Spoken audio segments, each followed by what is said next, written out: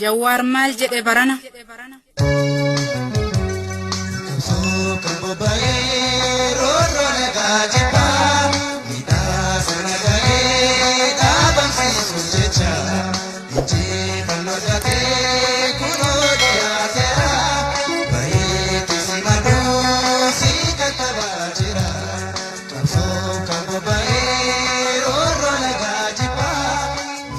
Kaleessa alatenne misaa'ila darbachaa dhiiga jige laallee imimmaan haqachaa halkan gursaa bullee qabsoo guddaa goone qilleensa faalamaa haala kanaan moone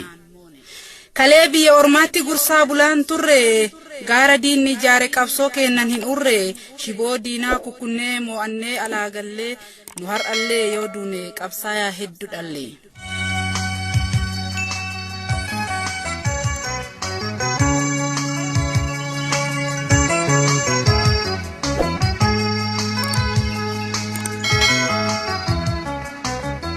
warri saba Oromoo kalee jibba barsiise warra saba Oromoo daandii jalloo garsiise Oromoo sobuu fedhee har'a jaalala lallaba Oromoon hin sobamu garuu maaliif dadhaba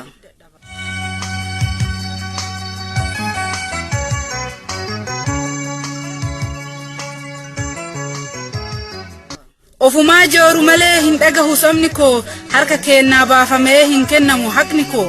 warri seenaa Oromoo jalliseetiin katabe warri goota Oromoo fannisiisaa adabe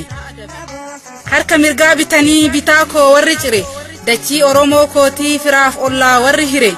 seenaa deebifna jechaa lafa dhiituu gamasi Oromoo moona jechaa dubbii haleeluu garasi kuni abjuudha malee milkaa'uun ni ulfaata mana Oromoo buluun lammata ni jabaata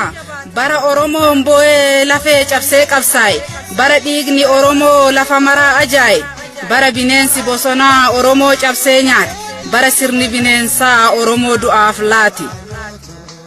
bara dachiin Oromoo dhiiga guyyaan uffatte bara addunyaan marti du'a Oromoo dubbatte rasaasni daangaa bitamee daangaa gubbaan galfamee ilmaan Oromootiif jecha gara Oromiyaatti ergame itti roobsaa hin turre gara nyaattoon maletti haadhoo koo ajjeesanii foon hin laanne saretti